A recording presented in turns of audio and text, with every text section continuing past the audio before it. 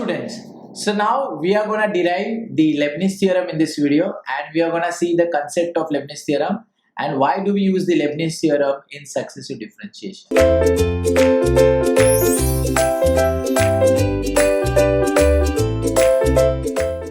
So friends, Leibniz theorem is applicable whenever we have a function as u into v. So what does it mean? So whenever we have two functions multiplying each other, or we call it as the quotient rule in the derivative. So whenever we have two functions like u into v and we want to find out nth derivative of such function, then to get that we use the Leibniz theorem. So according to the Leibniz theorem, the nth derivative of that u into v is given by nc0 un v plus nc1 un minus 1 v1 plus nc2 un minus 2 v2 plus so on nc and u into v of n. Now guys, many students feel that this formula is very difficult to remember, but if I tell you a hint to remember this formula, then it's very easy. So guys, to remember this formula, you have to compare this formula with the binomial theorem. So in binomial theorem, I'll show you here. In binomial theorem, we say that a plus b to the power n equal to nc0 a to the power n into b.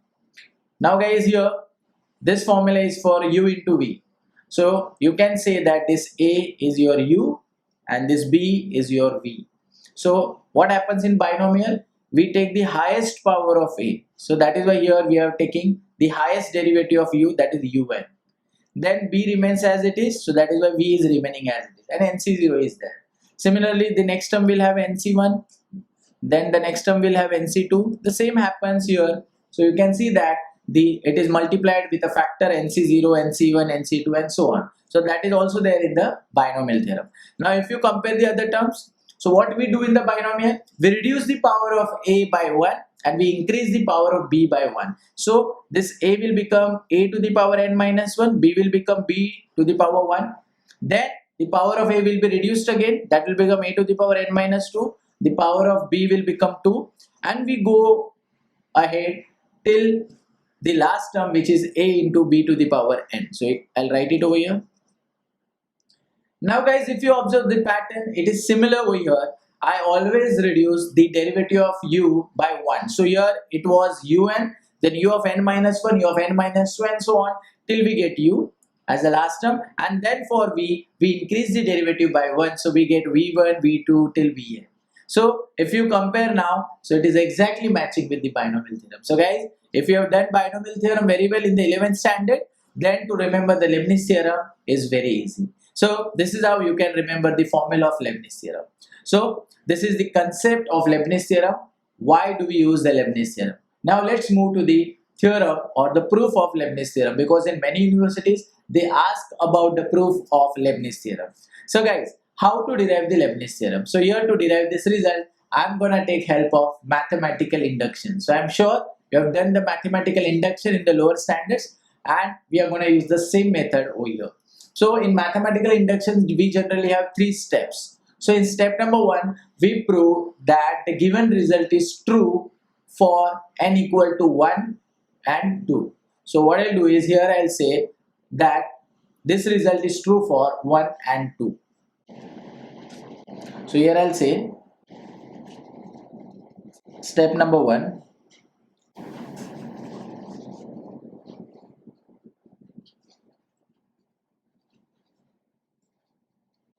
So guys, what we'll do is, to prove that result, I'll first prove that the given theorem is true for n equal to 1 and n equal to 2 with the help of direct differentiation. So here the value of y is u into v.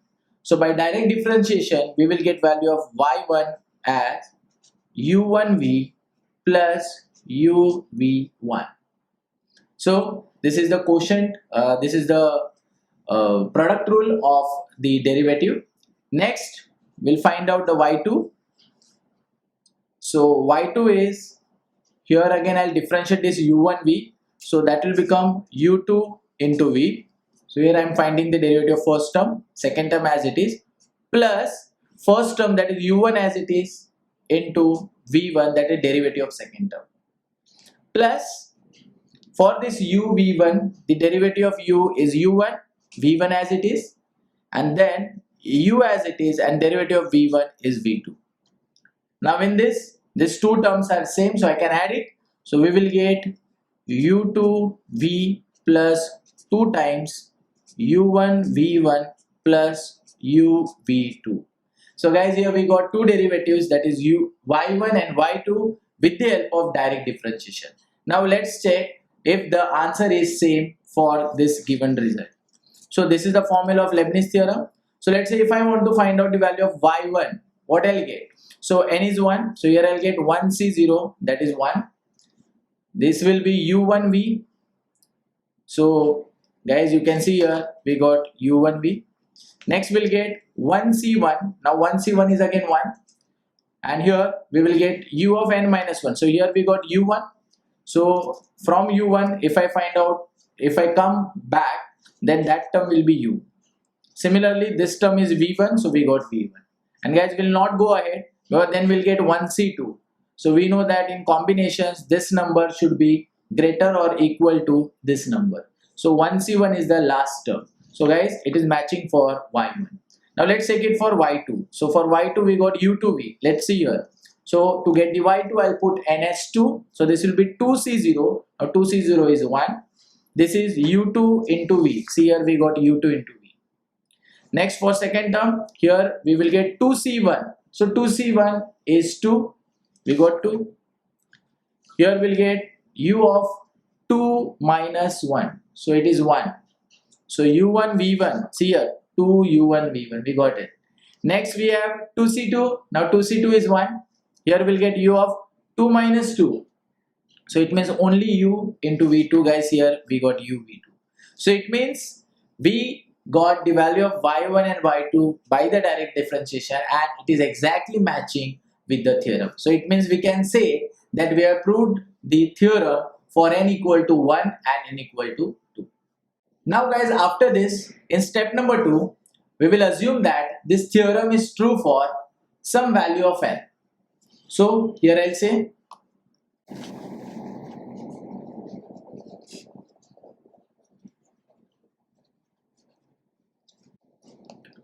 so guys, here we will assume that the given theorem is true for n equal to m. So if it's true for n equal to m, then in the given theorem, that is here, I can substitute this n with m. So let's see what we get. So we will get y of m equal to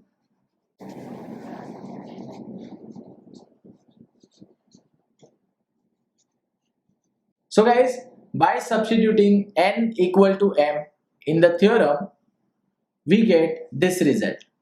So what we'll do is, as we have assumed that the theorem is true for n equal to m, now we will prove that it is also true for n equal to m plus 1.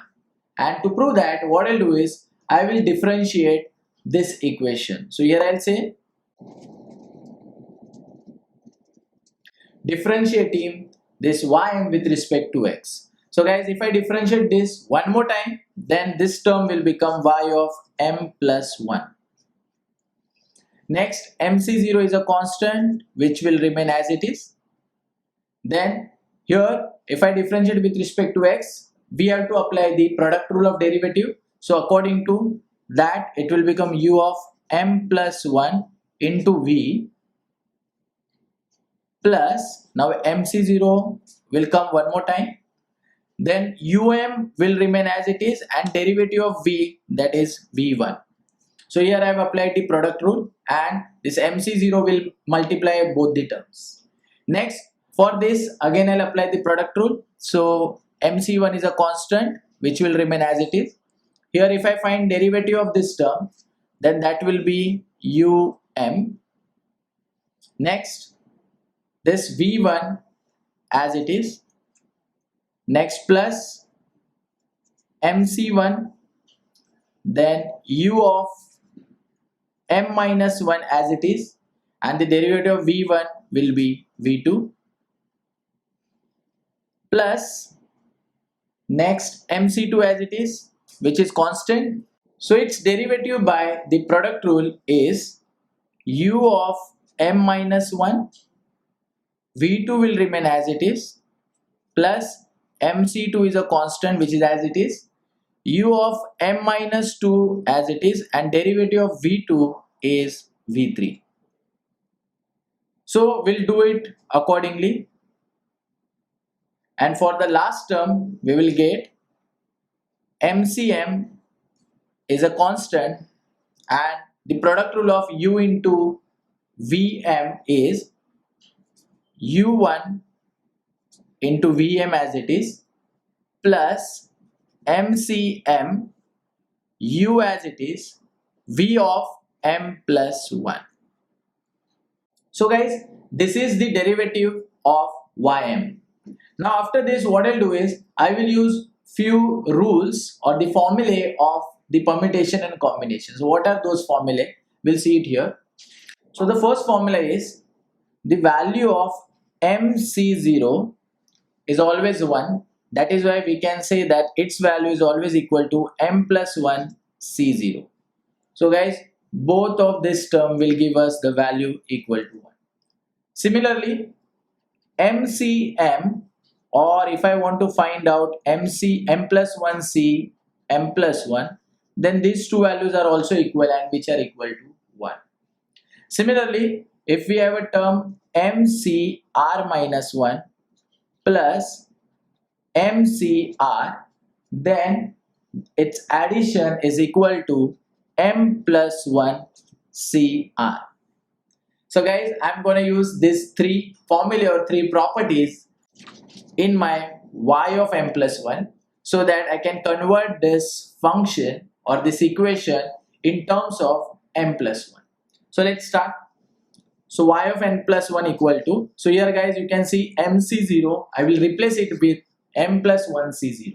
So next, here we have u of m plus 1 into v, which will remain as it is. Now guys, if we come here, then from these two terms I can take umv1 common, and in the bracket we'll get MC0 plus MC1. Guys, this is matching with the third property. So if I want to find out MC0 plus MC1, then here you can see that this 1 is R and this 0 is R minus 1. So according to this property, that is m plus 1 C R. R is 1. So guys, it means from these two terms I can get plus m plus 1 C1 and um v1 as it is, which we have taken as common. Next, from these two terms I can take u of m minus 1 into v2 common, and this is mc1 plus mc2. Guys, again I can use this property, so we can get m plus 1 c2, and we have taken these two terms common. I'll write it as it is, and if I do it continuously, then guys I will get pair of two terms and this last term will remain. Now in the last term you can see that we have MCM. So guys, MCM is nothing but m plus 1 C m plus 1. Here u into v m plus 1 as it is, so u as it is, v of m plus 1 as it is. So guys, here we got the value of y of m plus 1. Now if I compare this value with this result of ym, then whenever we had ym, here we got mc0 um, so we got m term here. Similarly for y of m plus 1 we got m plus 1. Next here we got mc1 mc2. For y of m plus 1 we got m plus 1 c1 m plus 1 c2, and then here we got the derivatives, or I would say the derivative which are less than this derivative. So here we were having um, so here we got um minus 1, then um minus 2 and so on. Similarly here we got um plus 1, so one derivative previous to this is um, then minus 1, so on till u, and v is increased by 1 like v, v1, v2, and the last term is v of m plus 1. It means guys, Now this theorem is also true for m plus 1.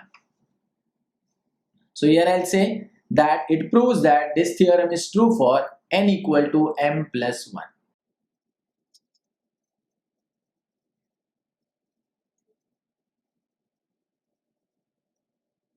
Now guys, we'll move to the step number 3 and we'll find out the final conclusion.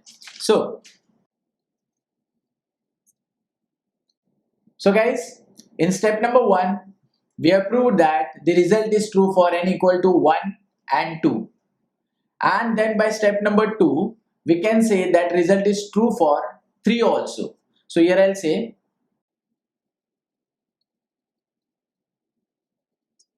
so guys, in step number 2, we said that if the theorem is true for n equal to m, then it is true for n equal to m plus 1. So accordingly, if it is true for 2, then it has to be true for 3. Next, if it is true for 3, then it has to be true for 4. So it means we can say that it is true for 1, 2, 3, 4, all real values. So here I'll say by step number 2, it is true for n equal to 1, 2, 3, 4, so on and all values. So it means we have proved that the given Leibniz theorem is true for all real values. So guys, here we have proved the Leibniz theorem. So I'm sure you understood the way I have derived this Leibniz theorem by using the mathematical induction. So guys, you can derive the same theorem by using the same method in the exam to get full marks. So keep watching our videos, because in the next video I'm going to start with the first numerical which is based on Leibniz theorem. And don't forget to share this channel with your friends, because friend in need is a friend indeed. They can also get benefited through these wonderful videos of Ekeeda. Thank you very much.